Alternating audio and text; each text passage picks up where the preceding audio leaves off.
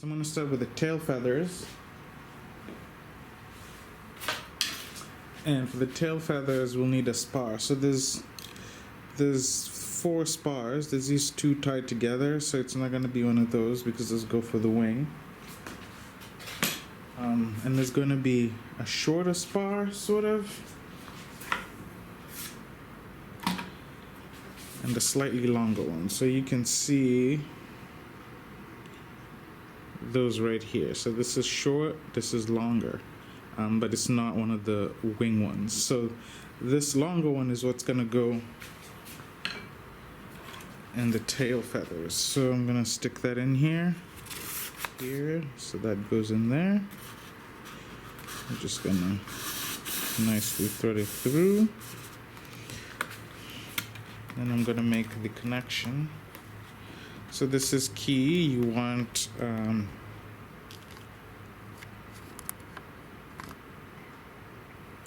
obviously black to black, red to red, so that's gonna go in like that.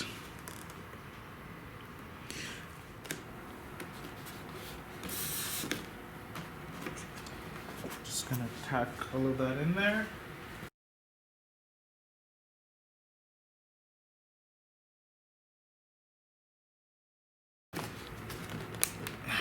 Nice.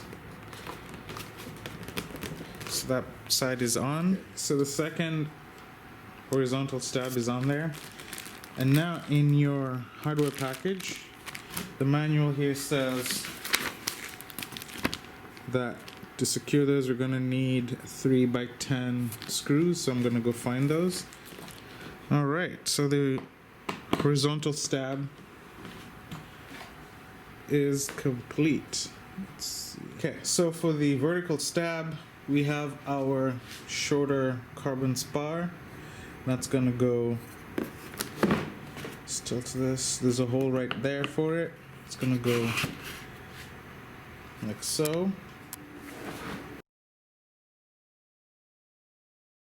You can see the 2 holes that we are going to screw the vertical stab, which is this guy, into.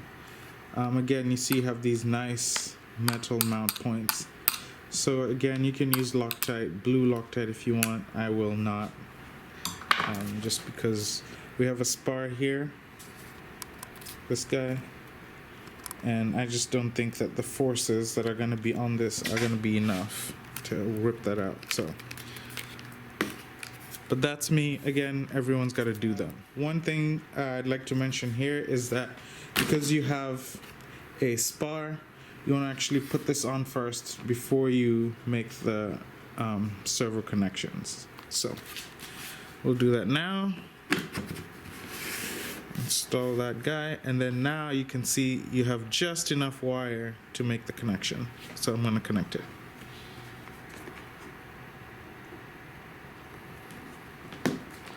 Red to red, black to black, and then lock the connection. I like a little extra insurance that's not going to come apart,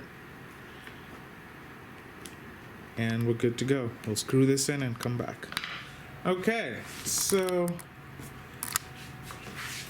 let's see if we can show that on camera real nice. So we now have our vertical stabs, horizontal stabs done. So this is what you want. Let's take one out. There's 4 of these and there's 4 washers. So this is the guy you want for holding the nose. Just because those are the farthest away from my direction of reach. Maybe actually, no, let's pull these back. Let's fit that in there. Nice. Okay, so I was finally able to get all 4 blind nuts to engage, so I'm just gonna tighten them here. And I really like this way of doing the nose cone. I think I've seen this in some of the HSD planes. It just gives you the flexibility. If you want to glue stuff in together, you can do that. Obviously, I don't think they recommend that because it could be an issue for some people transporting this plane. It's a fairly long plane, so it's nice to have that option. So.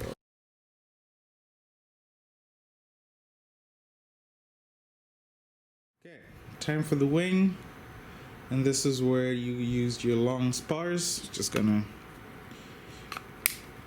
open that up. Okay, so in terms of leaving the carbon spars in the middle, we want about, let's see,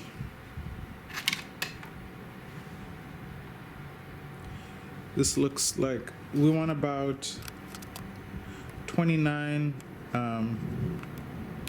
centimeters on the larger spar, and on the rear we want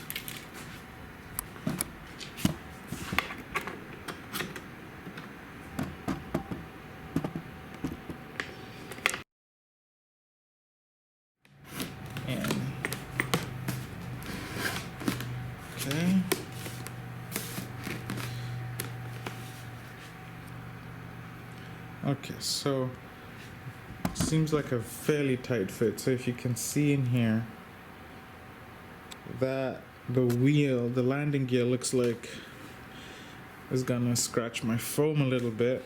So is there any way to avoid that? Nope. Okay, second wing. Let's load her up.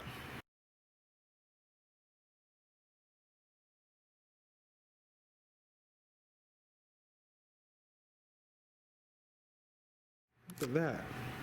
Seems like a very tight fit on the landing gear there. I hope that doesn't make them bind, but we'll find out. Okay. Kind of just nudged it in. I'm gonna have to touch up the paint there, but that's in. Screws for the wing, and per the manual, those are the 3x10. You need 4 of them. Okay, so I'm gonna pull the camera in on one more thing. So if you look at the clearance there,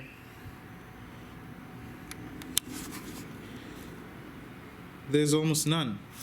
So what I recommend is get one of these with a ball end, so you can sort of tighten these at an angle, or get one of these that's got a much longer stem, so that you're tightening this from way up here and you don't actually touch the fuselage size. So something came up that I'm not happy about, and I'm gonna see if I can share with you, and I'll show you exactly what I mean. So I'm gonna stick this in, and already in the front it's kind of tight, but whatever. Okay, so that's the canopy. Now if I try to close this guy, watch right here, you'll see what I'm talking about. So I'm trying to press this down. That requires a lot of force to just sort of, oh boy. That's nice and tight in the middle there, and as we come to the end, it's just loose. Something is bending. Okay, so as far as the canopy is concerned, what I've decided to do is pull apart the plastic from the foam, and I just used my box cutter, and I kind of just very slowly and carefully gonna go around to just sort of dislodge the glue. You can see the tip of my blade, but you gotta be very careful because you don't want to cut into the foam unevenly or cut into the plastic on the canopy. So just nice and easy, slow. And I'm gonna take this apart. I'm gonna take the plastic off and just check and make sure that it's not the plastic that's been glued all funky. So I have pulled apart the plastic from the canopy. I'm gonna just check how well this guy fits. Let's see. Looks like a decent fit on this side. On the front, Yep, looks like a decent fit all around. So I suspect what happened was the canopy just wasn't glued properly. So to glue the canopy, I'm gonna use foam tack, and I'm just gonna go around the plane and put a bead of this stuff. I did the same thing to the canopy. You can, I don't know if you can probably not see that very well, but there's glue on there, foam tack, and I'm gonna try and put this on here. Now I can sort of pull it up, because we know we have the foam factor correct, and I can finish this off. So you can see that it just, there's a lot of extra material right here, and so it just wasn't properly glued initially. So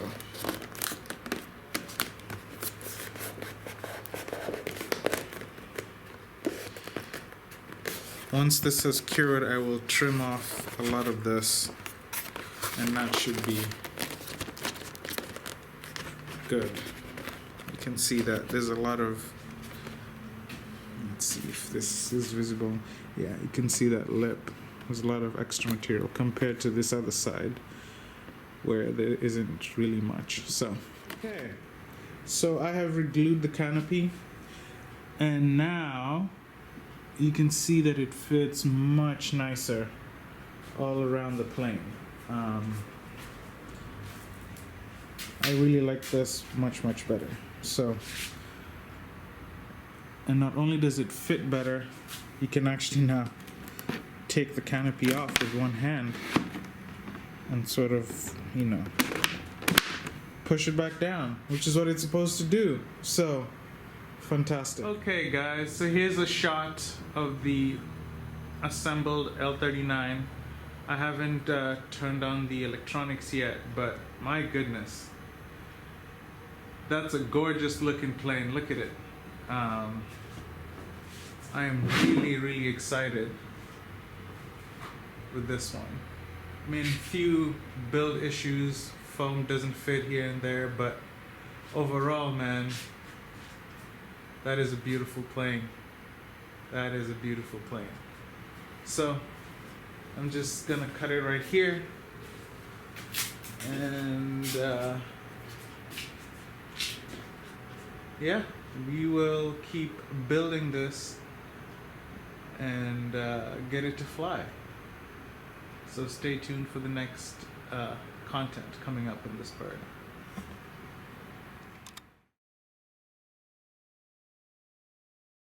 Okay, so I'm going to take a look inside the Banana Hobby Airfoam L-39, and I'm looking in here, see if I can show this on camera, and the EDF is supposed to sit right there, and you can see the rails that it's supposed to mount on. But what I think I'd like to do is, because that sits underneath the hatch, so the hatch is, let's see, the hatch is right here, but then the EDF sits under here, and that's going to be very difficult to get to for installation. So what I'm thinking to do is cut around here,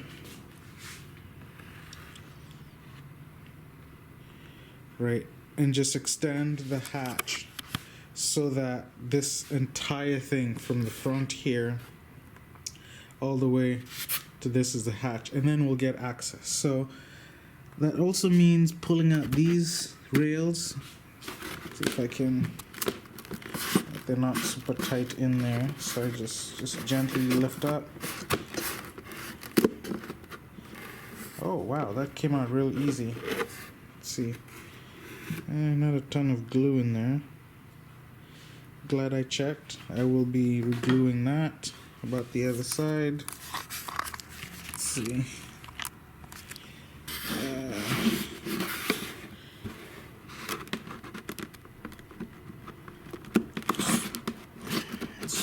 Okay, the front is dislodged already. Okay, that didn't take very much to come out as well. So I'm gonna go cut this side. Nice trusty box cutter, new blade, nice and sharp. Let's see if you can cut this nice and clean.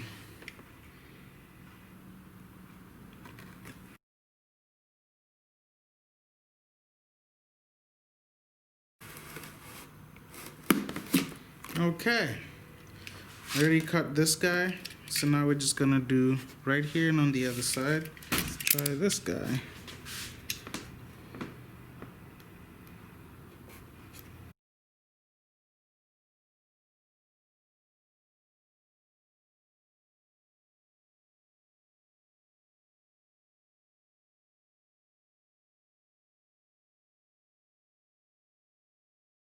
We're gonna do the same thing on this side.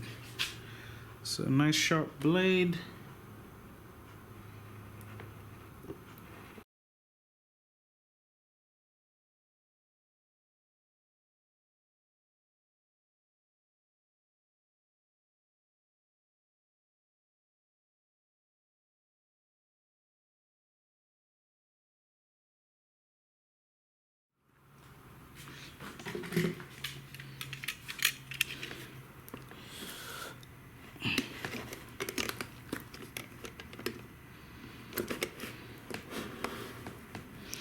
Just get cut in there.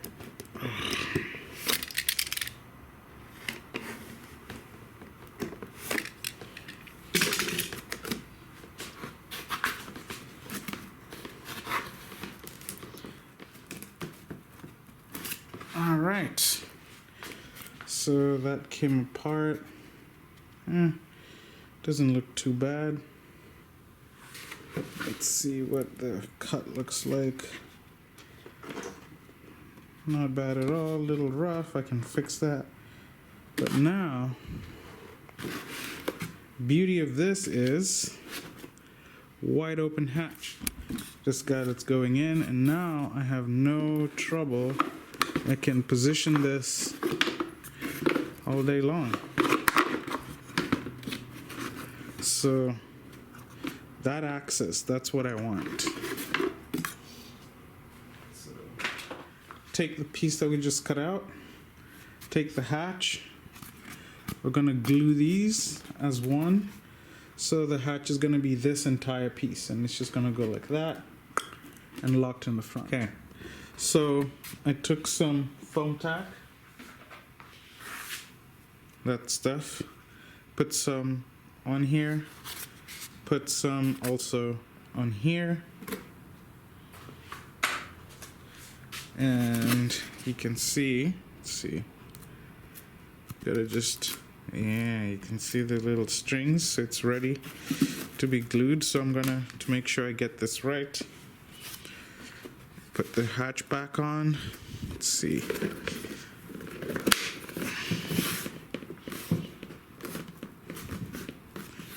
And glue it in place. This way, I know that the alignment between the piece that I cut out and the actual hatch is good. Everything will fit exactly as I expect it to. Set. So I'm gonna check the fit, and then take it, put it back for more curing. So, oh yeah, that comes off nice and easy. Just pull this forward, and now one hatch.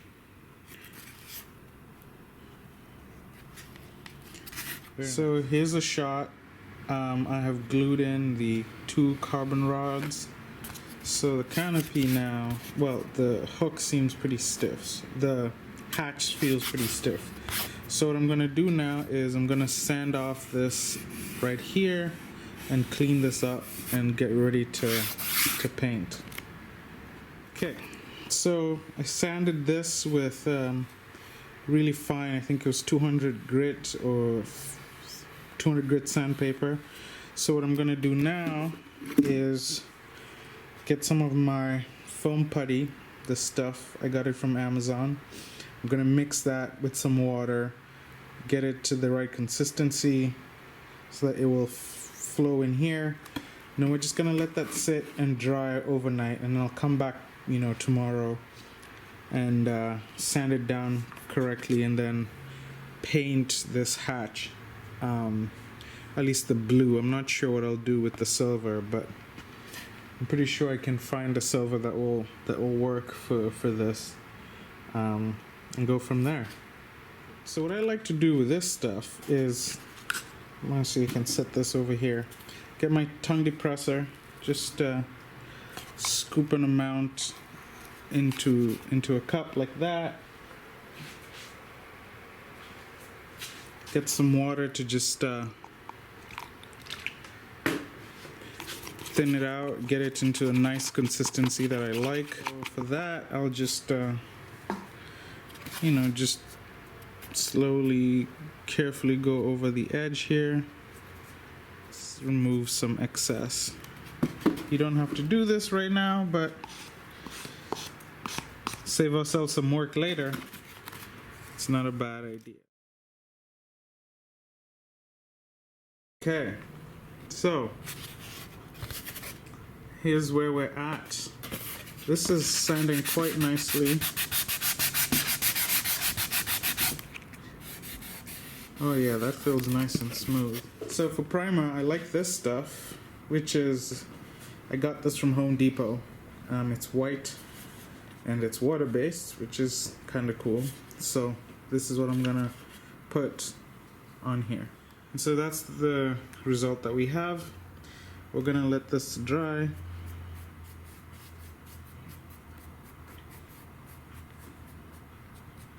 And then once it's dry, we're gonna mask the gray part and paint the blue.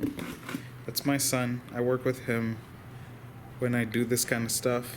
Hi Dylan, say hi, you're on camera. I guess he's not very into cameras.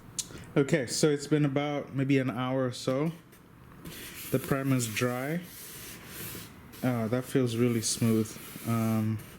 Almost can't tell there's a lip there, just a little bit, but we'll see. So I'm gonna use this stuff, frog tape, yellow. It's expensive stuff, but it works really well on the edges to get sharp edges when you don't want to pull the paint. Okay. So we finished masking the center section.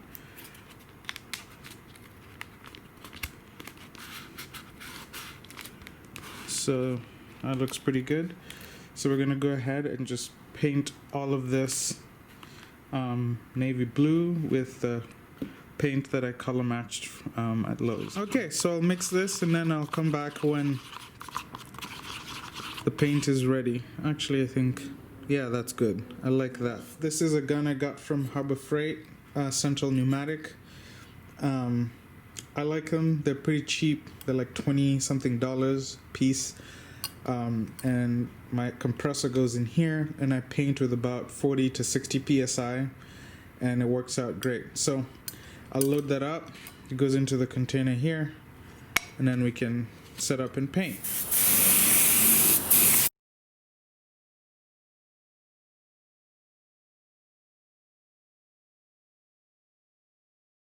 Alright, so here's the final product. I think it turned out pretty good. The paint match is not quite what I was expecting. You can see it's a little bit darker. The hue is sort of off, but I'm not gonna worry about that.